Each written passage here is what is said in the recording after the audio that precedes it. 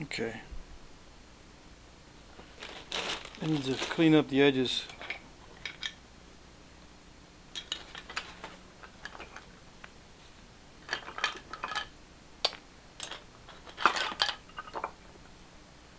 So I'll just use a pressure flaker and see what happens.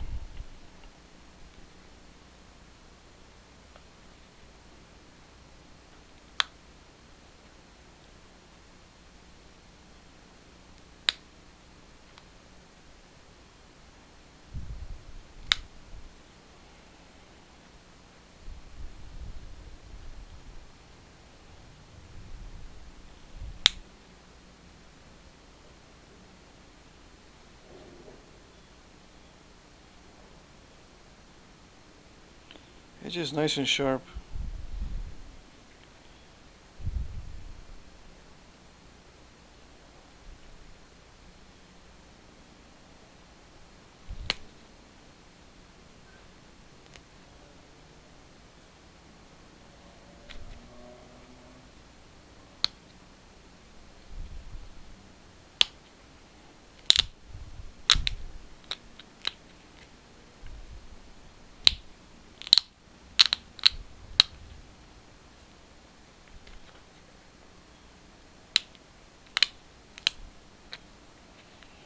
Let me put my glasses on.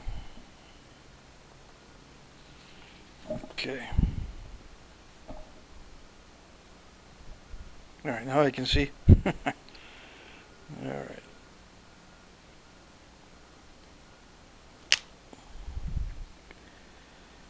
Now the reason why I'm continuing with this piece is, even though I couldn't thin it down, or I didn't thin it down with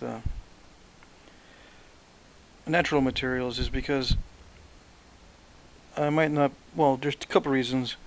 One is I might not be able to thin it down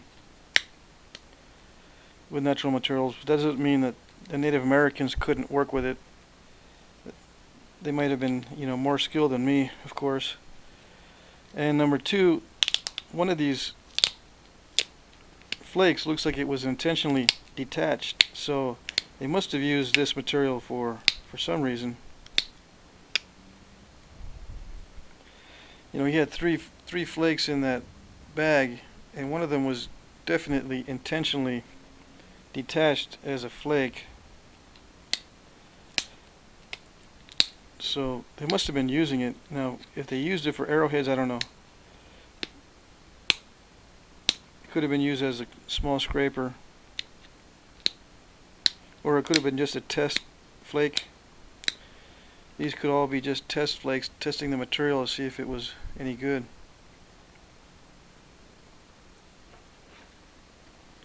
If I can get this thinned down, it should work.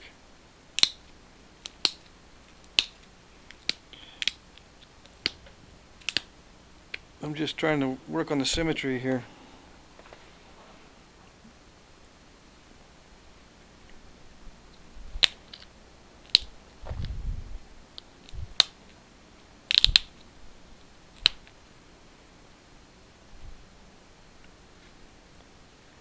And the Dolores point is a Anasazi arrowhead type, and the dates range from like 600 AD to 800 AD, I think, for these points. But they're also saying in the book that there may have been a very narrow range of time for the straight stem version, with a longer range in time for the expanded stem, if I remember correctly. I'm going to make an expanded stem because it existed in a larger area, both in time and space, time-wise and spatially. The expanded stem was distributed over a larger area than the straight stem.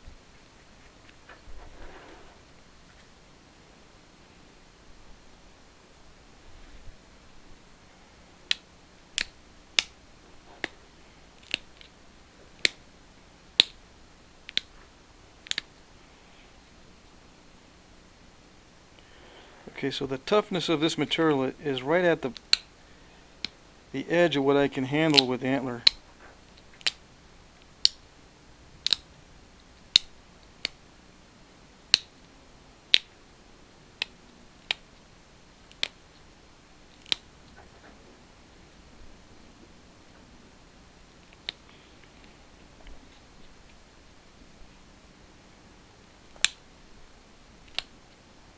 With this antler tine. So I'm going to try the pointed billet on this, see if I can get it thinner, and then see if we can get this thing notched. It's going to have to be extremely thin. These points were very thin. I got this here pretty thin, but the tip is usually really easy to thin down. So it can be thinned, that's for sure.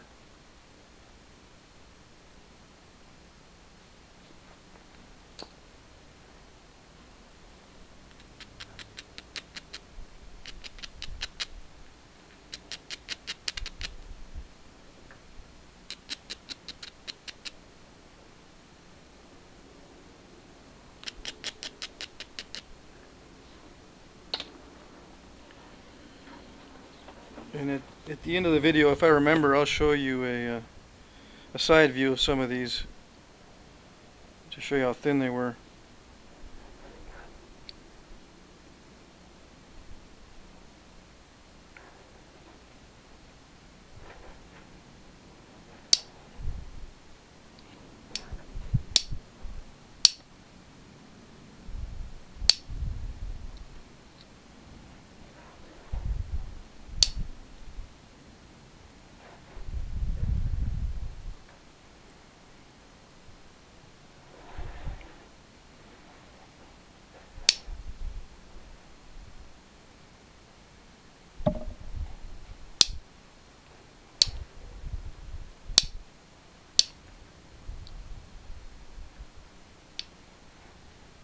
I'm hitting everywhere except where I want.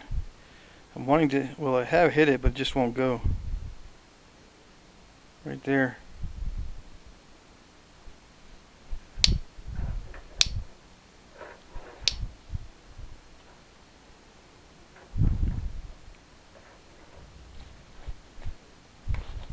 I keep moving upward like this because I don't want to strike the camera with the billet.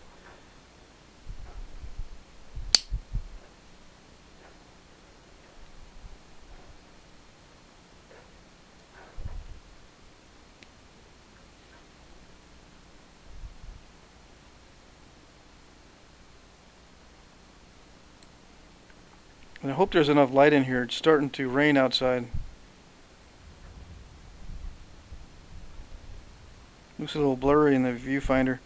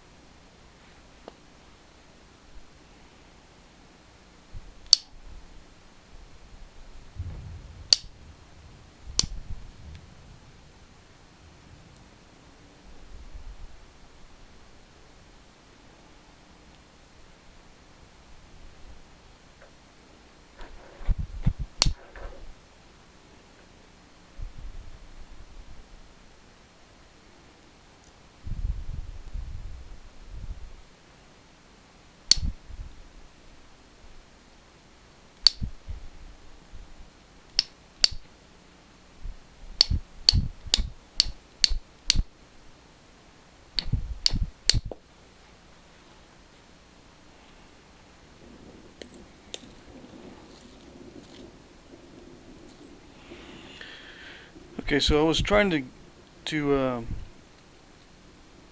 strike it extremely hard so I can get a really good thinning flake across.